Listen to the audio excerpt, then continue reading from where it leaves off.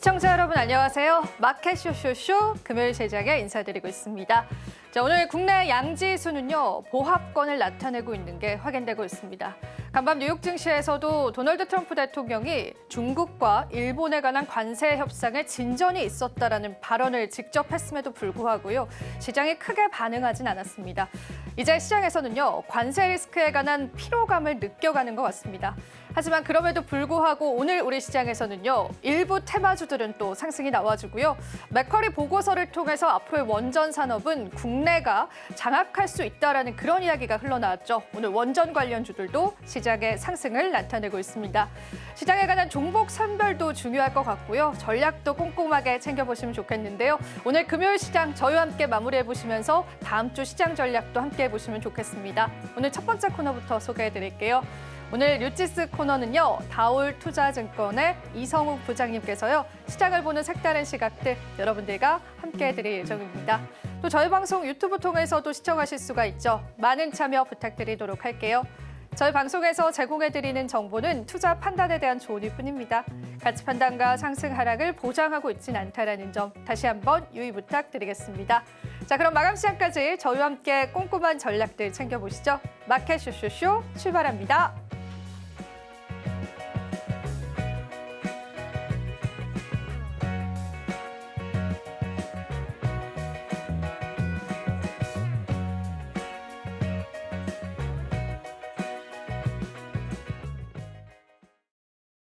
오늘은 다올투자증권의 이성욱 부장님 모셨습니다. 부장님 안녕하세요. 네, 안녕하십니까? 네, 금요일 시장 저희와 함께해 주고 계십니다. 오늘 헤드라인 열어보고요. 또 시장 이야기 바로 나눠보겠습니다. 첫 번째 헤드라인 바로 한번 열어주시죠. 자, 이번에는 저희가 또 먹으면서 빼는 시대가 왔다라는 헤드라인인데 사실상 이제 비만 치료제 관련해서 시장 뉴스가 좀 들려왔습니다. 그래서 관련한 시장의 수급이 그쪽으로 조금 몰리고 있는지도 좀 체크해봐야 될 것 같고요. 일단 이 헤드라인부터 풀어주시면 감사하겠습니다. 네, 일단은 이제 비만 치료제에 대한 어떤 유동성이 이번 주 초부터 많이 몰린 현재 상황이라고 볼 수 있겠고요. 여러 가지 이제 호재라기보다도 지금 시장에서의 어떤 약간 그 관망하는 그런 분위기 속에서 이 어떤 테마적인 어떤 종목들에 대한 섹터에 좀 유동성이 몰리는 상황인데 이번 주에 이제 비만 치료제 또 특히 어제 같은 경우에는 이제 미국 제약업체죠 일라이 릴리가 이 경고용 신약이죠 오프로글리프론이 이 후기 임상에서 결과에 대한 긍정적인 부분을 나타내면서 우선 비만 치료제에 대한 어떤 전체적인 관심이라기보다도 이 경고용이라고 좀 볼 수 있어요. 입안에 넣어서 먹으면서 비만에 대한 어떤 좀 살을 빼는 그런 부분에 있어서 좀 획기적이라기보다도 어떤 대중화에 대한 시장에서의 관심이 많이 높은 현재 상황이라고 볼 수 있겠고 특히 이제 이 화이자죠. 화이자가 경구 비만 치료제 후보 물질을 개발을 중단한다는 얘기가 나와주면서 이 비만 치료제의 어떻게 보면은 이제 중국과 미국 간의 그런 치료제에 있어서 미국 쪽에서의 일라일리를 비롯한 기업들에 대한 관심이 많이 다시 높아지는 구간으로 좀 가고 있고 그렇기 때문에 우리나라 이 비만 치료제와 관련된 뭐 플랫폼 회사나 그리고 이 미국의 제약사들과 협업을 하는 그런 기업들에 대한 관심이 많이 높아지고 있는 그런 부분이라고 좀 말씀을 드릴 수 있겠고요. 뭐 지금 이제 한미약품, 뭐 대웅제약, 뭐 삼청장 대약 같이 이 미국의 제약사들과의 협업에 대한 부분을 빠르게 지금 진행하고 있는 제약사들도 크게 좀 올라가는 상황이지만 뭐 인벤티제 랩이나 펩트론 같은 이 플랫폼에 대한 어떤 기술력을 갖고 있는 그런 기업들까지도 이 주가에 대한 상승 여력을 지금 가져가고 있는 상황이기 때문에 지금 이제 비만 치료제에 대한 부분이 아직까지는 실적으로 크게 뭐 잡히는 구간은 아니지만은 이거에 대한 시장에서 앞서서 말씀드렸다시피 유동성적인 측면에서 봤을 때도 지금 시장에서 주목을 많이 받고 있다 이렇게 말씀드릴 수 있습니다. 네, 오늘 사실 비만 관련주들이 시장에서 상승이 나와줬던 거는 일라이릴리에서 지금 현재 개발 중인 먹는 당뇨병 치료약이 있습니다. 이게 임상 3상에 통과가 되면서 이제는 먹는 비만약 시대가 열렸다라는 그런 키워드들이 시장의 주목을 받고 있습니다. 오늘 또 다양한 또 기업들을 거론을 해주셨지만 펩트론 같은 경우에도 최근에 변동성이 굉장히 강했었잖아요. 펩트론의 한번 관점에서 봤었을 때는 우리가 또 투자 전략도 조금 세워볼 수 있을까요? 일단 지금 펩트론에 대한 시장에서의 기대감은 좀 크다라고 지금 생각이 되고 있는데, 근데 뭐 펩트론에 대한 어떤 지금 직접적으로 실적이 좀 잡히는 구간은 아직은 좀 기다려 봐야 된다라고 좀 말씀을 드릴 수 있어서 저는 오늘 비만 치료제에 대한 유동성이 몰리는 부분을 좀 가져왔지만 좀 단계적인 트레이딩 관점으로 접근하는 게 맞지 않나라고 좀 생각이 되고 있고, 지금 현재 본다고 하더라도 아직까지는 이제 투자에 대한 시기라고 좀 판단이 되고 있거든요. 그렇기 때문에 이런 기업들이 물론 이제 재무적으로 뭐 한미약품이나 뭐 대웅제약 이런 기업들 같은 경우에는 이 유동성적인 현금이 많기 때문에 뭐 큰 어떤 유상 증자나 이런 부분을 필요할 수는 필요가 없는 상황이지만, 나머지 기업들 같은 경우에는 그 전에도 그렇지만 뭐 알테아존도 그렇고 이런 유상증자나 어떤 자금 조달에 대한 부분에 있어서도 항상 이슈가 좀 나온다라고 말씀을 드릴 수 있겠고요. 뭐 그러기 때문에 저는 이제 단기 트레이딩 관점으로 들어가야 되는 게 맞다라고 좀 판단되고 있고, 지금 현재 그 지난주에도 이제 파킨슨병 치료제 후보 물질에 대해서 이 AB의 바이오가 지금 관심 많이 받았었는데, 뭐 플랫폼 기술 이전 쪽에서의 어떤 실적에 대한 부분이 잡히는 어떤 계약 기간이나 이런 부분을 따져봐야 되는 게 맞다라고 좀 생각이 좀 되고 있고, 뭐 그런 점에서 단기 트레이딩 관점으로 지금은 접근하고 기존의 보유자 영역에서의 보유 관점을 가져가는 게 가장 큰 알맞는 상황이지 않을까라고 좀 판단됩니다. 그러면은 부장님의 이야기를 종합해보면 오늘 또 비만 치료제 관련주들이 상승이 나와주는 건 우리가 좀 장기적으로 보기에는 좀 단기 모멘텀으로 지금 해석을 하고 계신 거네요. 그렇죠. 지금 현재 이 비만 치료제에 대한 어떤 시장에서의 수요도가 크게 높다라기보다도 지금 경고용이라고 하는 그전에는 이제 주사용이었잖아요. 네. 주사용 쪽에서의 이 편의성이 많이 이제 좋아지면서 대중적으로 수요가 높아질 가능성이라는 부분으로 지금 유동성이 좀 몰려온다라고 좀 볼 수 있지만, 지금 이제 이 부분을 이제 비만 치료에 대한 수요, 물론 이제 점점 증가하는 부분은 좀 있긴 하지만, 말씀드렸다시피 이 수요에 대한 어떤 부분이 실적으로 잡히는 구간은 저는 생각을 해봐야 되지 않을까라고 좀 생각이 되고 있고, 지금 말씀드렸다시피 일라일리 같은 경우에도 임상 3상이잖아요. 어떻게 보면은 이 부분을 이 FDA 승인을 받으면서 실질적으로 판매돼서 실적에 잡히는 그런 상황 같은 경우에는 좀 시간은 걸릴 가능성이 좀 있다라고 좀 판단이 좀 되고 있어서 이 비만 치료제에 대한 어떤 실적주로서 접근하는 부분이 아니라 아직까지는 성장주로서 접근해야 되는 게 맞지 않나라고 좀 판단됩니다. 오늘 비만 치료제 이슈를 저희가 소화하고 있는데요. 전반적인 제약주들 이야기로 좀 내용을 확장시켜 보면 좋을 것 같습니다.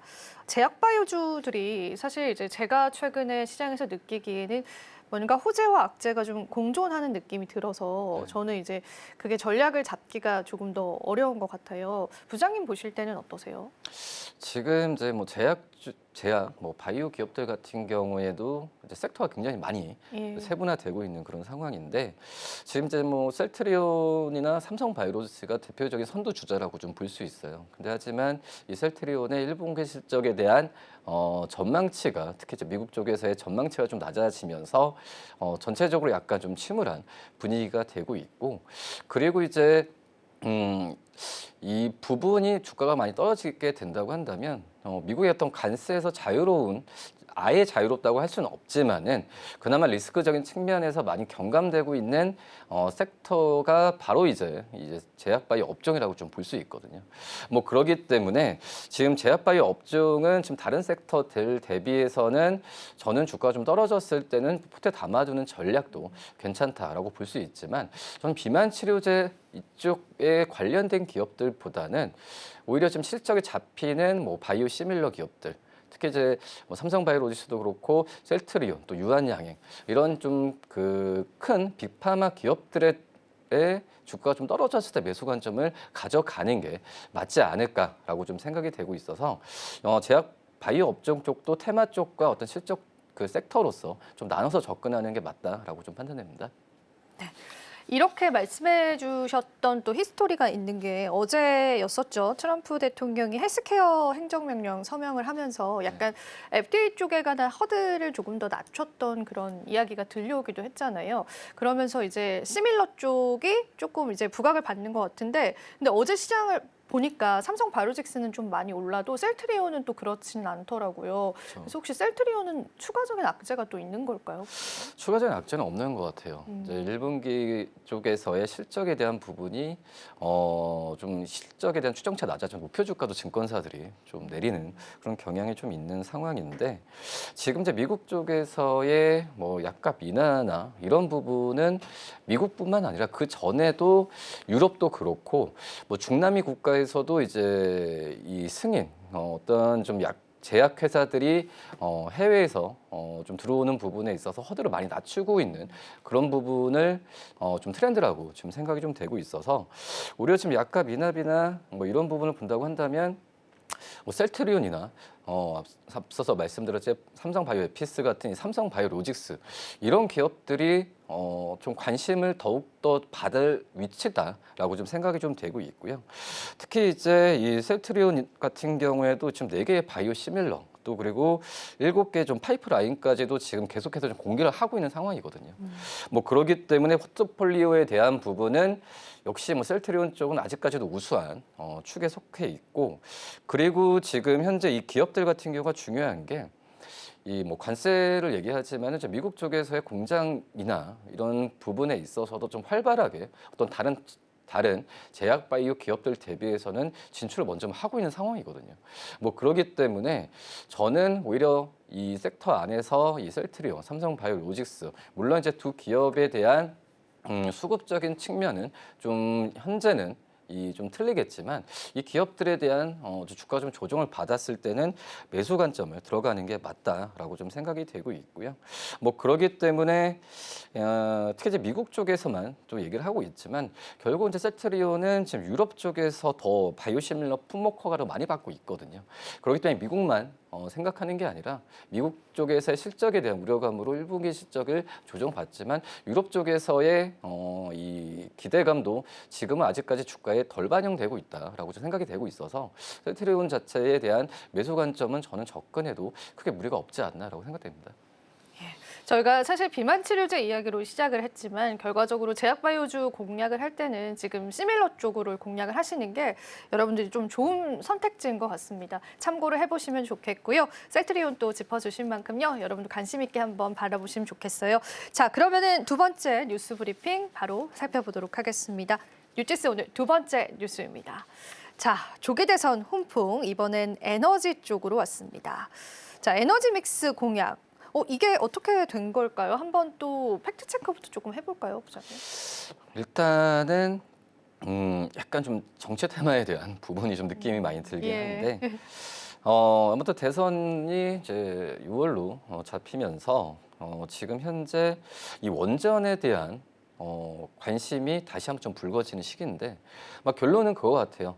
그 전에 이 문재인 정부 쪽에서는 탈원전이라고 했고 그리고 그 전에 전 대통령은 어떤 이제 원전 쪽에서의 드라이브를 걸어야 된다 이런 부분이기 때문에 근데 이번에 참 이게 정치적으로 좀 말씀을 드리는 부분은 좀 뭐하지만은 이 이재명 이제 후보자에 대한 발언이 지금 그 전에 이 탈원전 그러니까 그 전에 이제 문재인 대통령의 정책에 있어서 따라갈 가능성이 있지 않았냐라는 생각 때문에 주가가 좀 많이 요동을 쳤는데 최근에는 이 이재명 후보자가 지금 AI 쪽에서의 이 산업에 대한 부분을 1순위로 지금 적극적으로 지원한다라는 뭐 공장도 방문하고 그러면서 이 AI 쪽에서의 전력에 대한 그 걱정을 좀 생각한다면은 이 탈원전이나 이런 부분보다도 에너지에 대한 그러니까 모든 어떤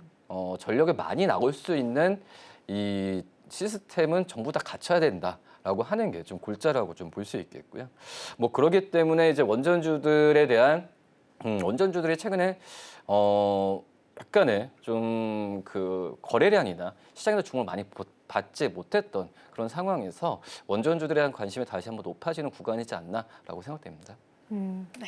사실 오늘 원전주들 올라졌던 게 정책적인 기대감들도 있었고 또 한 보고서에서 또 한국의 원전 기술에 관해서 좋은 전망을 내놓기도 했습니다. 여러 가지가 조금 맞물리는 것 같은데요. 그러면은 사실 이제 원전 생태계가 다시 재시동을 걸게 됐었을 때 우리가 주목할 기업을 보면 좋을 것 같아요.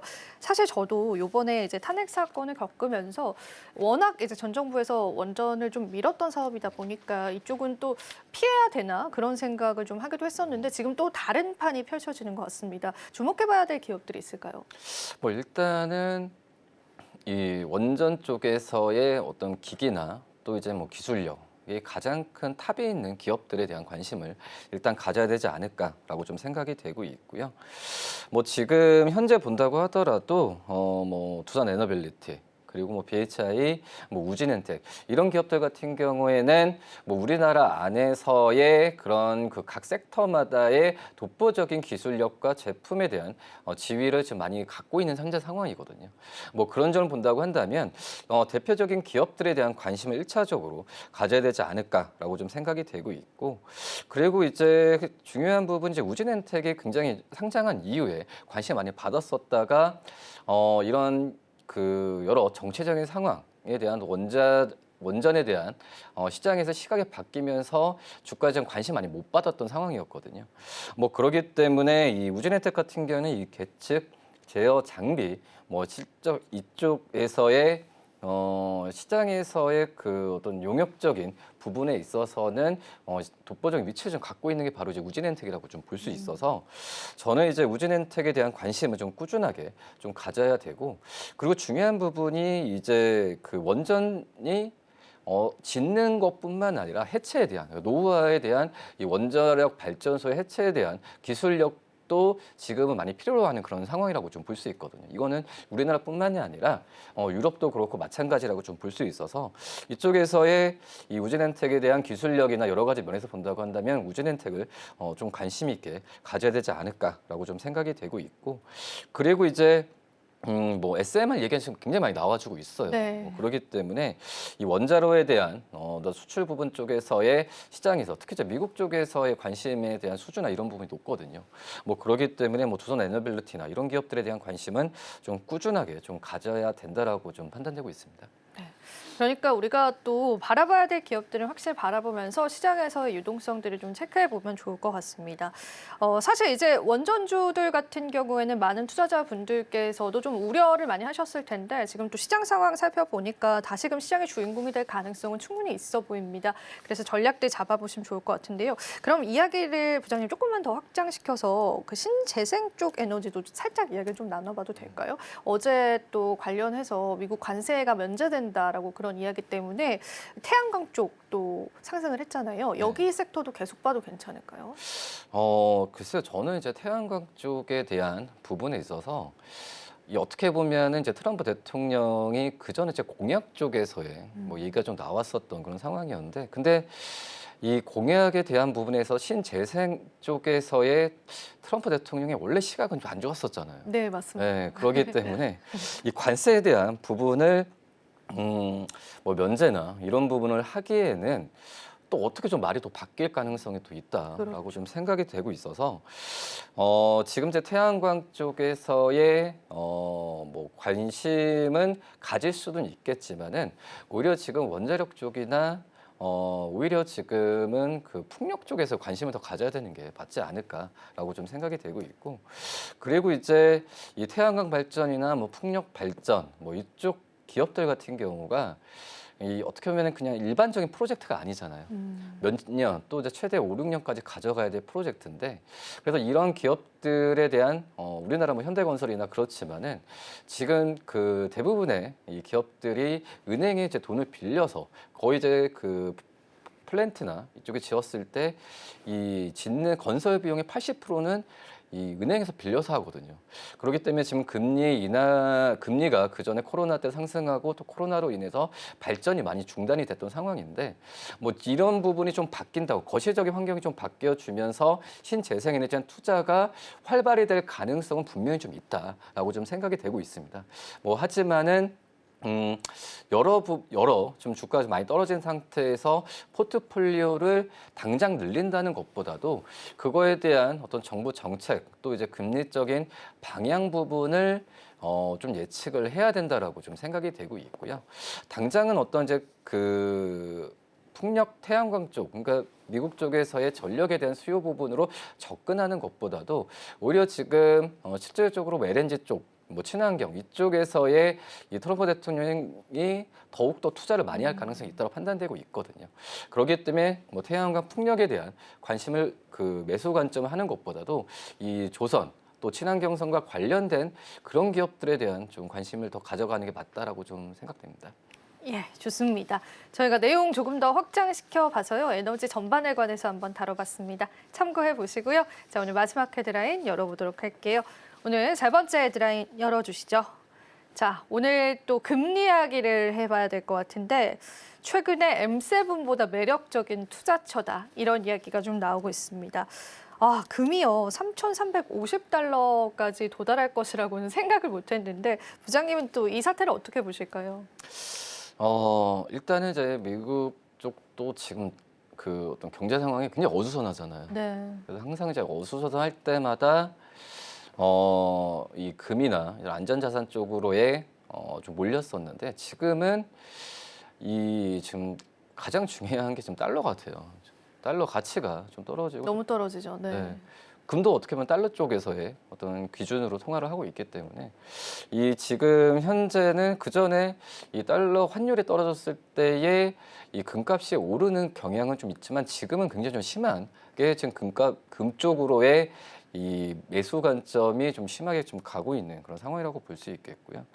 지금 제가 말씀하셨던 3,300달러 선을 사상 처음으로 좀 돌파를 했는데 이 올라가는 폭이 너무 좀 크게 좀 가는 현재 상황이고 그리고 이제부터 금에 대한 수요가 높아지는 부분은 저는 지금 말씀드렸다시피 뭐 미국 주식에 대한 뭐 하락 그리고 이 달러에 대한 약세에 대한 부분 여러 복합적인 부분이 섞여 있다라고 좀 생각이 되고 있어서 이 금이 계속해서 그 가격이 올라간다라고 하기에는 좀 약간 한계는 분명히 좀 있지 않을까라고 좀 판단이 좀 되고 있어서 여러 가지도 그랬죠. 옛날에 러시아 우크라이나 쪽에서 전쟁이 발발했을 때 그때의 금에 대한 상승폭이 굉장히 좀 컸거든요. 그러니까 이런 좀 국제적인 정세 또 지정학적 리스크가 다 겹쳐서 가는 게 바로 이제 금값이라고 좀 볼 수 있어서 이 금에 대한 수요는 제가 보면 약간 좀 이 대안 또 이제 이 어떤 도피처에 대한 수단이라고 좀 생각이 되고 있어요. 하지만 이런 부분이 좀 완화된다고 하면은 다시 한번 좀 금값은 좀 떨어질 가능성도 분명히 좀 생각을 해야 되지 않을까라고 좀 판단됩니다. 네. 지금 금값이 사상 최고가를 향해서 가고 있는데 어느 정도의 조정은 우리가 좀 기다려봐야 한다. 그런 이야기도 함께 나눠주셨습니다. 몇 가지 짚어보고 싶은 게 이게 부장님의 의견이 굉장히 궁금한데요.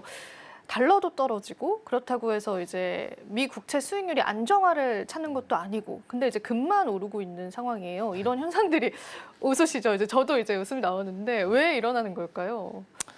뭐 일단은 지금 뚜렷하게 어떤 시장에서의 어떤 주도 그러니까 자산을 불릴 수 있을 만한 이 주도 상품이 많이 없다는 게 가장 좀 크지 않을까라고 좀 생각이 되고 있고요. 뭐 지금 이제 전체적으로 경기가 불안하죠. 네. 경기가 불안한 상황에서 투자처에 대한 부분이 어떤 좀 뭐 금리도 떨어지는 상태에서 예금으로도 할 수 있는 상황은 아니고 또 이제 여러 가지 그 상황으로 뭐 대안이 나올 수 있을 만한 투자처가 지금 마땅히 없는 그런 과정으로 가고 있다라고 좀 생각이 되고 있고요.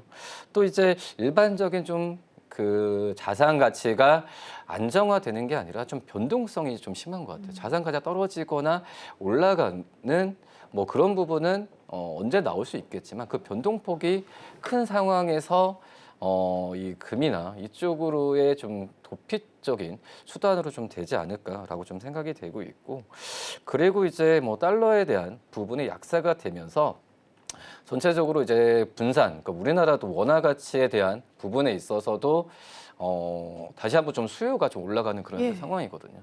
근데 이제 이 달러가 떨어지는 폭 대비해서는 원화가 상승폭은 좀 미진한 그런 상황인데, 그 이유가 당연히 그거겠죠. 우리나라 경기에 대한 불안감도 있겠고, 아직까지 정체적으로 결정할 수 있는 이 수장이 좀 없는 상황이기 때문에, 그런 부분으로 본다고 한다면 지금 우리나라 주식이 지금 오히려 좀 미국 주식보다는 더 매력 있게 좀 보여준다. 한마디로 계속해서 시시각각 좀 달라지는 그런 상황에서 최고의 좀 안전 수단으로 지금 금에 대한 관심을 좀 높여가는 그런 수단이지 않을까라고 저는 판단됩니다.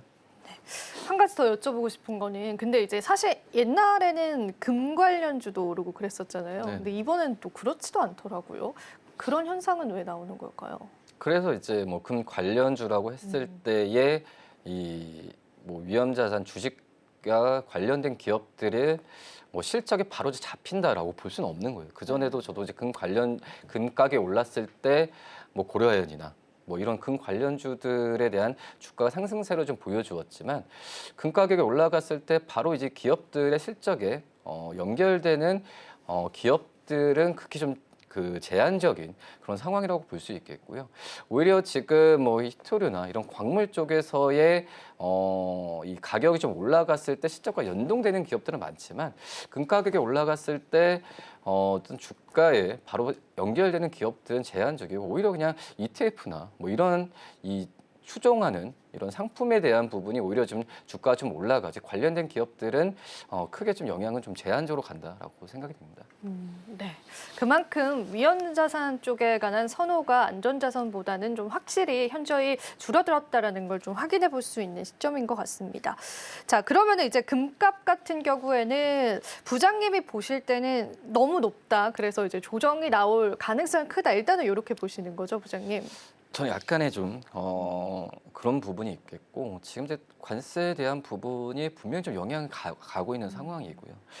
지금 현재 본다고 하더라도 뭐 인플레이션이나 여러 가지 면에서 봤을 때 우선 금값이 지금 더욱더 이제 약간 좀 밸류적인 측면에서 봤을 때는 너무 좀 그 기대감을 너무 많이 가져가고 있지 않나라고 좀 생각이 되고 있어서, 저는 금값에 대한 부분은 어느 정도 좀 이런 경기가 계속 혼란스러울 때는 갈 수는 있겠지만은, 분명히 좀 한계는 분명히 좀 올 가능성이 있기 때문에, 뭐 ETF나 어떤 관련주들에 대해서 적극적인 매수를 하는 것보다도 이제는 한번 좀 저평가돼 있는 기업이나 이런 주가적인 측면에서의 기업들에 대한 매수 관점을 가져가는 게 더 낫지 않을까라고 생각됩니다.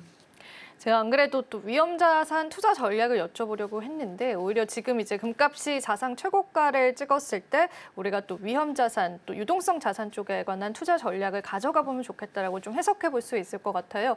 여러분들도 이제 저평가된 기업들 위주로 참고를 해보시고요. 그리고 이제 부장님께 마지막으로 오늘 시장 한 줄 평을 좀 들어보겠습니다. 오늘 시장 또 어떻게 보시는지 한 말씀 부탁드립니다.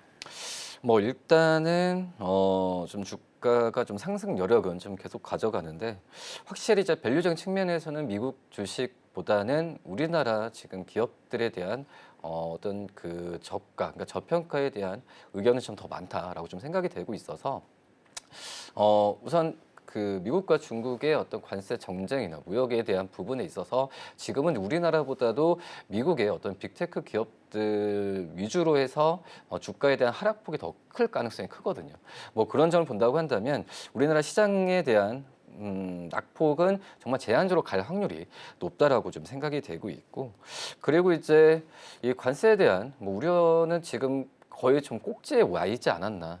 지금 이제 트럼프도 대통령도 그렇고 중국 쪽 같은 경우에도 이 어떤 합의나 어떤 면담에 대한 부분에 있어서 긍정적인 신호를 계속해서 내비치고 있거든요. 그렇기 때문에 지금 이거에 대한 부분을 예측은 할 수는 없지만, 우리나라 기업들에 대한 우려감은 충분히 주가에 좀 많이 반영이 되지 않았나라고 좀 생각이 되고 있어서 오히려 이 3월 달 그리고 4월 초에 주가 많이 떨어졌을 때 이 가치가 있고 이 실적 대비해서 많이 떨어진 기업들에 대해서는 매수 관점으로 좀 접근을 하는 게 맞다라고 좀 생각이 되고 있습니다. 네, 좋습니다. 저희가 계속 같은 맥락에서 이야기를 나눈 것 같아요. 이제 한국 증시가 밸류적인 매력 자체가 또 있는 부분들도 있고요. 지금이 우리가 어찌 보면은 좀 긴 관점에서 투자하기에 또 좋은 적기가 될 것 같습니다. 물론 그 안에서 종목 옥석 가리기는 필요할 것 같습니다. 어떤 기업들을 골라야 하는지 저희가 지금까지 쭉 브리핑을 해드렸기 때문에요. 여러분들 한번 투자 전략으로 소화해 보시면 좋겠습니다.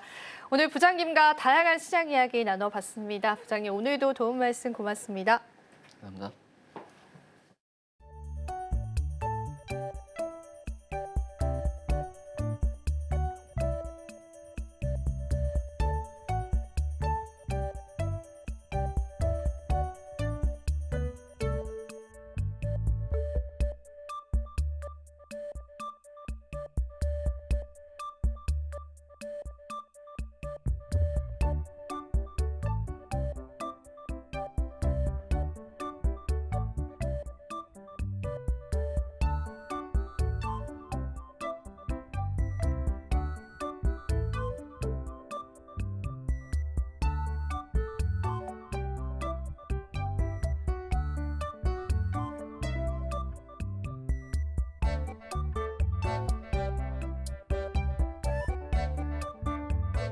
미중 무역 갈등 때문에 우리 시장 장 초반에는 좀 제한적인 움직임을 보이다가 지금 현재는 상승으로 완전히 자리를 잡은 채 나란히 0.5%대 상승세를 그리고 있습니다. 사실 트럼프발 관세 때문에 미증시가 급격하게 흔들리는 가운데에도 요즘 우리 시장 정말 잘 버텨주고 있죠. 그래서 이 잘 버텨주는 요인을 세 가지로 한번 정리를 해보도록 하겠습니다.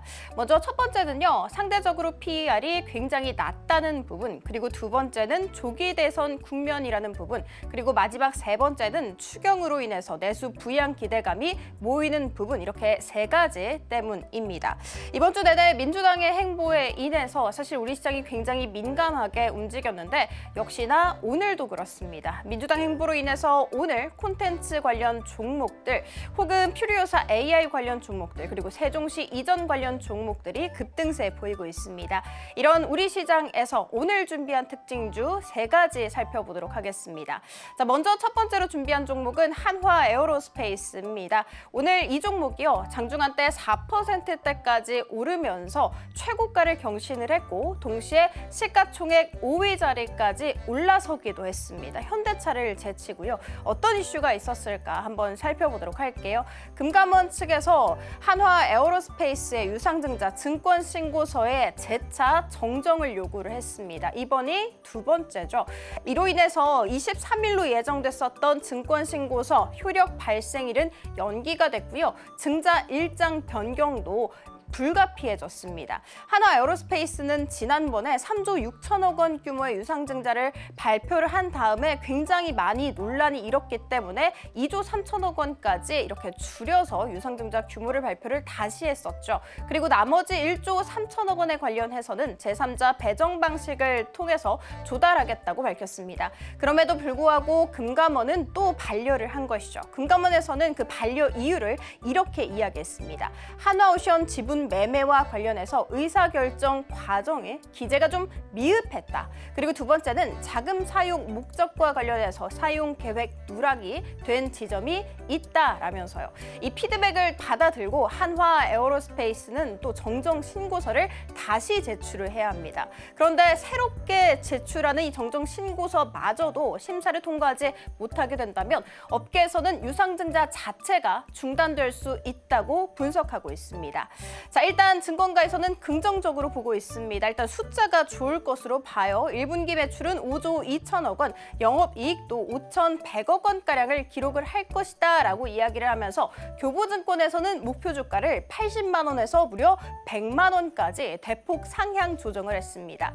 그러면서 교보증권에서 했던 멘트가요, 지분 증여 발표를 했다 플러스 알파로 앞으로 제3자 배정, 유상증자 참여까지 확정이 된다면 그동안 일었었던 의혹, 논란들 전부 다 불식시킬 수 있을 것이라고 봤습니다.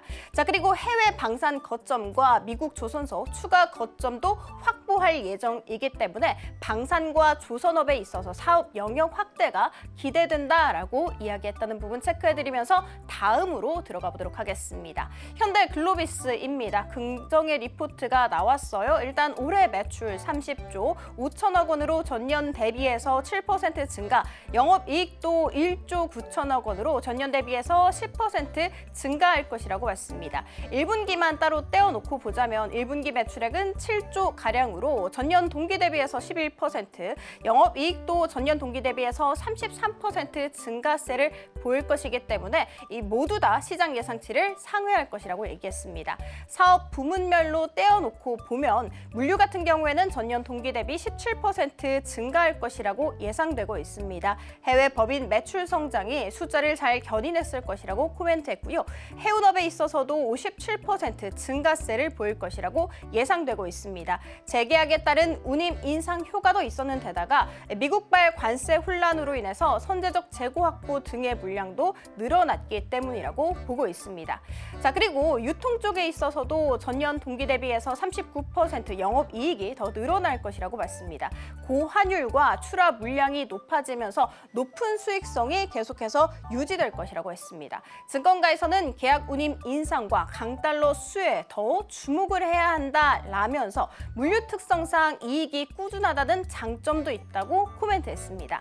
자, 그럼에도 불구하고 주가가 시장 불안 심리로 인해서 무차별적인 조정을 받았기 때문에 앞으로의 상승세가 기대된다라고 했습니다. 목표 주가는 17만 원으로 유지를 했고요. 오늘 주가 흐름은 5%대까지 상승세를 보이면서 12만 원을 목전에 두기도 했습니다. 자, 그리고 다음 살펴보도록 하겠습니다. 두산 에너빌리티입니다. 맥쿼리 측에서 원자력의 부활은 아시아가 주도할 수 있다라는 보고서를 냈죠. 보고서에 따르면 전 세계 원자로 건설수가 30년 내 최고치를 기록했다고 합니다. 이런 상황 속에서 한국 같은 경우에는 효율적 건설 및 SMR 수출 확대 전략을 잘 취했다고 분석을 했습니다. 그러면서 두산 에너빌리티를 직접적으로 언급을 하면서 그 수혜를 받을 수 있는 기업이라고 꼽았습니다. 자, 그리고 오늘 원전은요, 정책 관련주로 엮이기도 합니다. 민주당 행보 때문이겠죠. 원전과 신재생을 함께 투자하는 에너지 믹스 정책을 추진하겠다고도 밝혔습니다. 자, 그리고 전일 나왔던 호재도 있습니다. 다음 장 살펴보시면 아시겠지만 한국 컨소시엄이 원자력 종주국인 미국에 기술 수출을 하는데 성공을 했다고 합니다. 계약의 주 골자를 살펴보면 열출력이 현행 10메가와트급 노후 연구로를 20메가와트급 고성능 신규 연구로로 교체하는 것입니다. 이 기술 수출이 갖는 의미는 무엇일까요? 일단 66년 만에 종주국인 미국에게 역수출을 했다는 점에서 굉장히 유의미합니다. 그래서 업계에서는 이번 일이 한국의 원전 기술력을 다시 한번 입증했다라고 보면서 향후 차세대 원전 분야에서도 주도권을 쥐게 될 것이라고 분석하고 있습니다. 오늘 두산에너빌리티는 장중한 때 6%대까지 상승세 보이기도 했습니다. 다음 살펴보도록 하겠습니다. 국내 테마이고요. 영상 콘텐츠 영화입니다. 넷플릭스가 호실적을 내놓고 시간 외에서 상승세를 보였죠. 숫자 살펴보자면 1분기 매출 전년 동기 대비해서 12%, EPS도 전년 동기 대비해서 25% 상승을 하면서 모두 다 시장 예상치를 상회한 것으로 알려졌습니다. 자, 그리고 민주당 측에서도 K 콘텐츠를 국가 전략 산업으로 지정한다는 이야기를 금요일에 전하기도 했었죠. 그 상승 모멘텀 계속해서 유지가 되고 있습니다. SBS와 뉴 같은 경우에는 오늘 4에서 5%대까지 상승세를 그리다가 지금 현재는 상승분을 반납하고 있습니다. 반면에 피리오사 AI 협력업체로 알려졌었던 포바이포 같은 경우에는 무려 오늘 5연상을 달성했습니다. 자, 그리고 다음 살펴보도록 하겠습니다. 해운이고요. 미국이 중국 해운사 중국산 선박에 수수료 부과를 결정을 했죠. 10월 14일부터 단계적으로 부과를 할 것이며 매년 그 수수료도 인상될 것이라고 예상되고 있습니다. STX 그린로지스 15%, HMM 10%, 펜오션 5%대 이상 날아오르긴 했습니다만 상승분 모두 다 토해내고 있는 중입니다. 자, 그리고 다음 살펴보도록 하겠습니다. 비만 치료제고요. 일라이릴리가 경부용 비만 치료제 임상 3상 시험을 통과를 했죠. 최고 용량군에서 평균 체중 8%가량을 줄였다고 합니다. 주가는 14% 슈팅 나오면서 마감했고요. 펩트론과 블루엠텍 10%대 이상 상승, 인벤티지랩은 20% 이상 날아오르긴 했습니다만 상승분을 수준을 대부분 토해내고 있습니다. 지금까지 은혜로운 섹터 함께 살펴봤고요. 저희는 다음 코너에서 계속됩니다.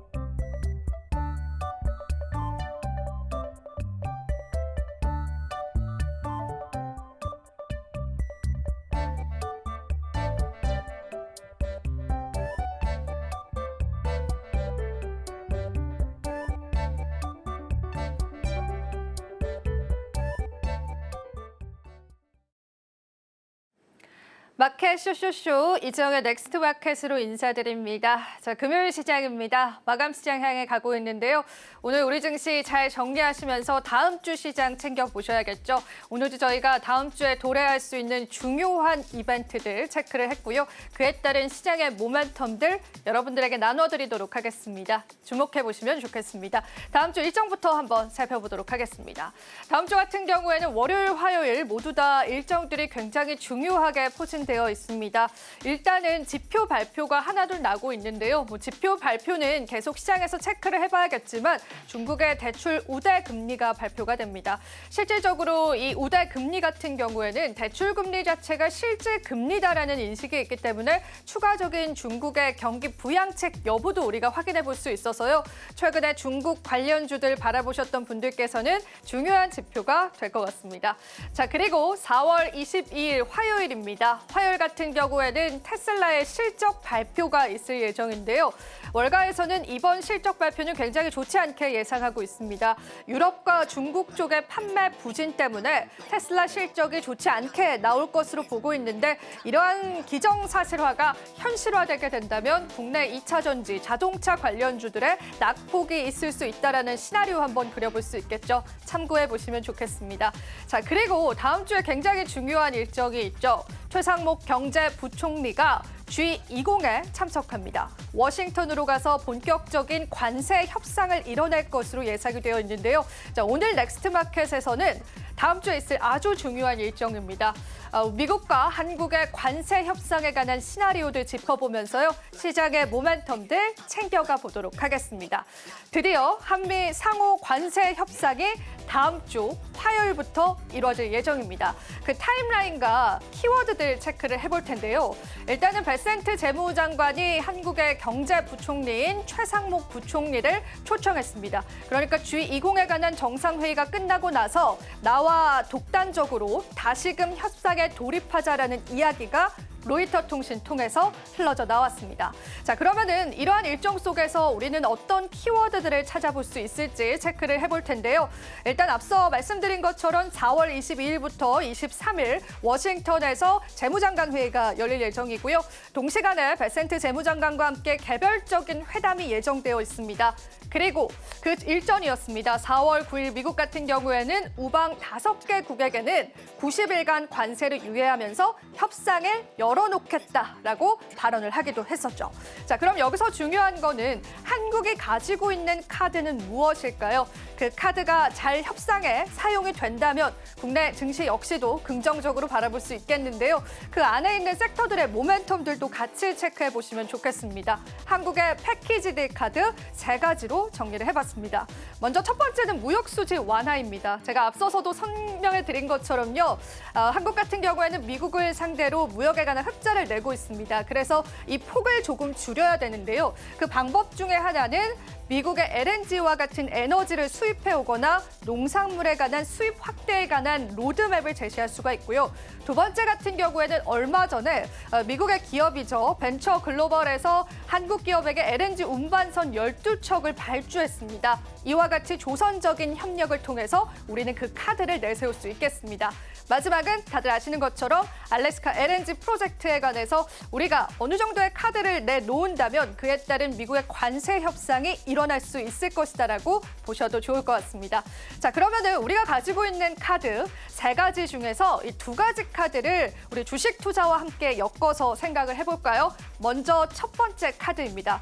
벤처 글로벌에서 얼마 전에 한국을 방한해서요. LNG 운반선에 관한 12척의 발주를 논의했습니다. 이 이야기가 시장에서 굉장히 뜨거운 화두가 되기도 했었는데요. 그럼 어떤 기업을 방문했는지를 좀 조사를 해봤습니다. 여기 보이시는 것처럼 한화오션과 HD 현대중공업 그리고 삼성중공업을 발주해서요. 12척의 발주 논의를 했습니다. 순차적으로 발주를 할 예정인데요. 4척을 먼저 발주한 이후에 추가 8척을 발주하기로 현재 논의되고 있고요. 빠르면 6월경에 이 발주가 마무리될 것으로 예상되어 있습니다. 그래서 우리가 관련주들의 흐름 계속 주시해 보셔야 될 것 같고요. 주식시장에서는 이미 시장에 상승이 나와주기도 했습니다. 자, 그러면은 두 번째 패키지 딜도 한번 살펴볼까요? 바로 알래스카 LNG 프로젝트다라고 할 수 있을 텐데요. 자, 이 부분 같은 경우에서는 이미 시장에 많이 주목을 받았었던 부분입니다. 하지만 한 번 더 짚어드리자면은 알래스카 LNG 프로젝트에 우리 기업이 참여를 하게 돼서요. 한국 기업들이 많은 이점을 남길 것으로 현재는 예상되어 있습니다. 여기 지도에서 보이는 것처럼 이 가스관 자체가 약 1,300km가 된다라고 합니다.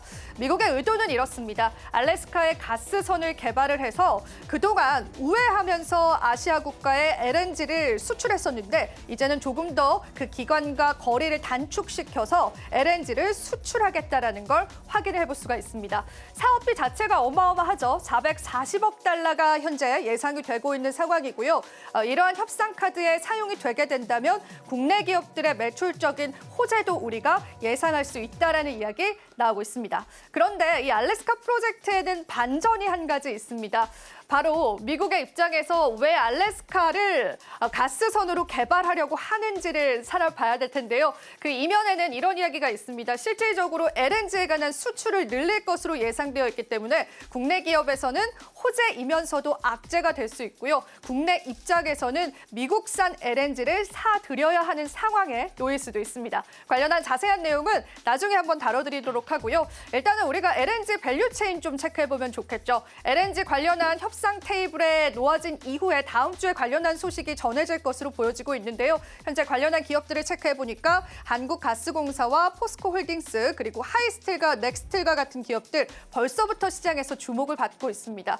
사실상 이 철강과 강간업체들 같은 경우에는요. 알래스카 LNG 프로젝트가 시행이 되면서 천문학적인 비용으로 철강과 관간이 쓰일 것으로 예상되어 있습니다. 그래서 실질적으로 소재적인 이득을 볼 수 있는 기업들이기 때문에요. 매출에 관한 확대가 예상된다는 그러한 이야기들 때문에 시장에서는 계속되는 상승 나와주고 있습니다. 우리가 내세울 수 있는 두 가지 카드를 가지고 우리 시장에 관한 모멘텀들을 체크해 보셨겠다면요. 이제는 우리가 어느 정도의 돌발 변수도 예상을 해봐야 될 것 같은데요. 트럼프의 돌발 협상 마지막으로 한 번만 더 짚어보도록 하겠습니다.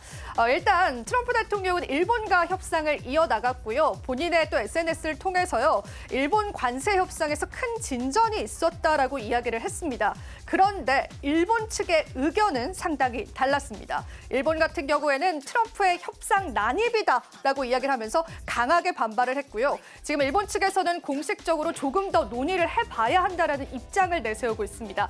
이게 어떻게 된 일일까요?